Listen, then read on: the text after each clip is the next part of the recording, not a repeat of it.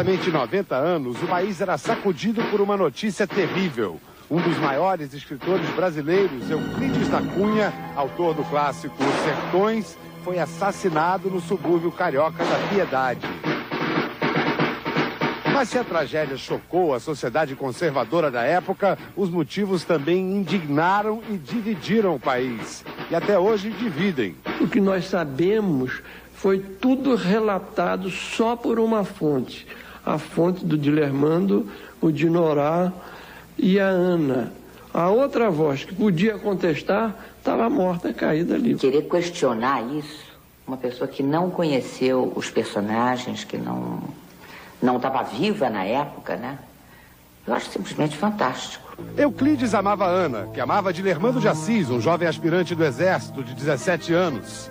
Ana encontrava o amante na casa dele, na Piedade. Euclides soube e partiu para lá. Chegou armado e baleou Dilermando no peito. Depois atirou no irmão de Dilermando, Dinorá. Mas, apesar de ferido, Dilermando conseguiu pegar um revólver e matar o escritor. Legítima defesa. Assim decidiu a justiça, por unanimidade, nos 2 julgamentos de Dilermando. E o aspirante foi absolvido. Mas para este pesquisador, os jurados erraram. Porque ele atirou para matar. O homem já estava fugindo, já estava saindo. Estava indefeso, não podia fazer mais nada. Joel Bicalho Toste, 74 anos, é considerado um dos maiores pesquisadores da vida de Euclides da Cunha. Na sua coleção particular, ele tem raridades, como esta foto, o escritor aos 21 anos, cadete do Exército. Para Joel, existem muitos indícios de que Dilermando não precisava ter matado Euclides. O mais forte, segundo Joel, está nos laudos de balística. No momento em que ele, já desarmado, sem bala no revólver, começou a sair de casa, chegou no... O Dilermando chegou e atirou nele pelas costas. Para comprovar sua tese, Joel diz que precisa localizar um documento que sumiu misteriosamente do Arquivo Nacional por volta de 1970. O processo do assassinato do filho de Euclides da Cunha. Ao tentar vingar o pai, Euclides da Cunha Filho foi assassinado pelo mesmo Dilermando de Assis. E mais uma vez, Dilermando foi absolvido por legítima defesa. Segundo Joel, no processo da morte do filho de Euclides, que desapareceu do Arquivo Nacional, existem cartas do escritor que, somadas a outros fatos, poderiam mudar até o resultado do julgamento.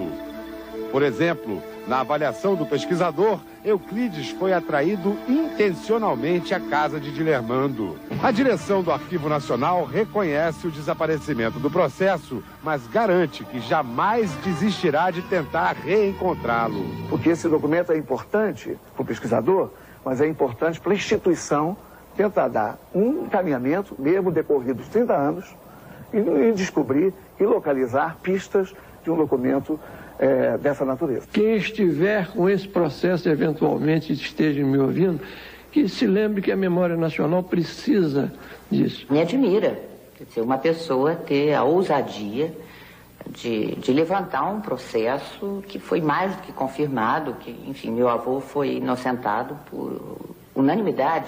E a verdade deve ser dita, doa a quem doer, mesmo que seja uma dolorosa verdade para a família do Euclides da Cunha.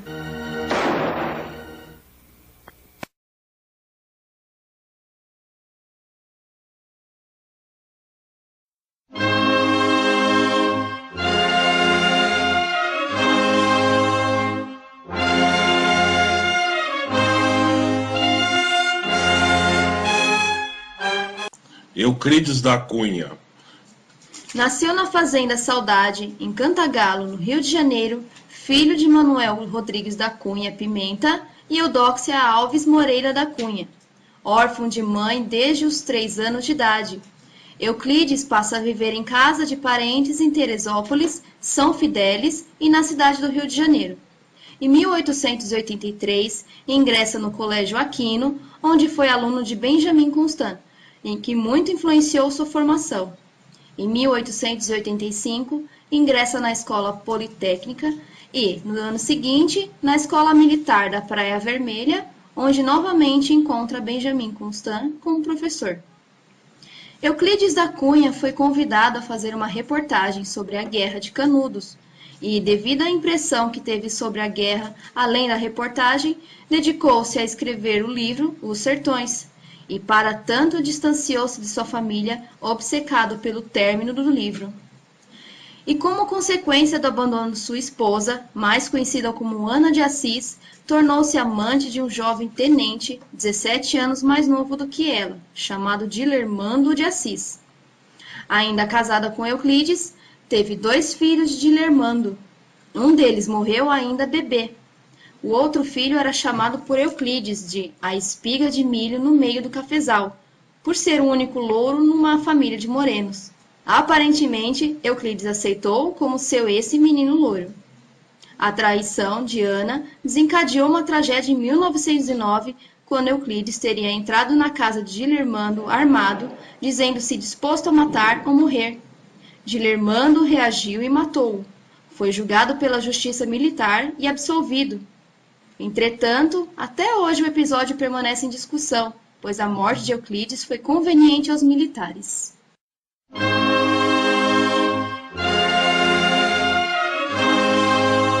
Antônio Conselheiro nasceu em Vila do Campo Maior, 13 de março de 1830. Morreu em Canudos, 22 de setembro de 1897. Ele era mais conhecido na história do Brasil como Antônio Conselheiro e foi um líder social brasileiro.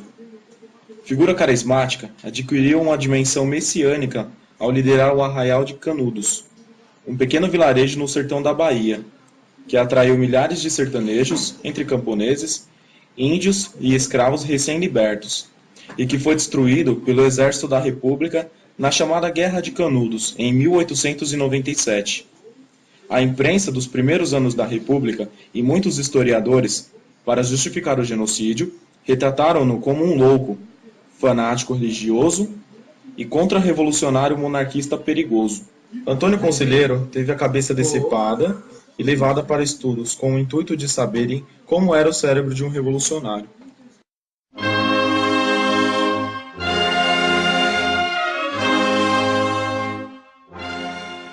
trecho da obra Os Sertões. O sertanejo é, antes de tudo, um forte. Não tem o raquitismo exaustivo dos mestiços neurastênicos do litoral. A sua aparência, entretanto, ao primeiro lance de vista, revela o contrário. Falta-lhe a plástica impecável, o desempenho, a estrutura corretíssima das organizações atléticas. É desgracioso, desengonçado, torto.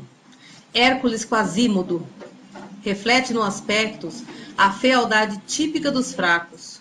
O andar sem firmeza, sem aprumo, quase gigante e sinuoso. Aparenta a translação de membros desarticulados. Agrava-o a postura normalmente abatida, no manifestar de displicências que lhe dá um caráter de humildade deprimente. A pé, quando parado, recosta-se invariavelmente ao primeiro umbral ou parede que encontra. A cavalo, se sofreia o animal para trocar 2 palavras com um conhecido. Cai logo sobre um dos estribos, descansando sobre a espenda da sela. Caminhando, mesmo a passo rápido, não traça trajetória retilínea e firme. Avança celeremente num bambolear característico, de quem parecem ser o traço geométrico os meandros das trilhas sertanejas.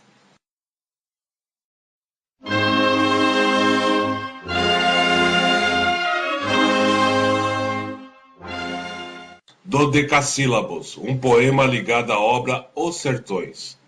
Estala na mudez universal das coisas, estrídulo tropel de cascos sob pedras, e naquela sonância ilhada no silêncio, o cataclismo irrompe arrebatadamente.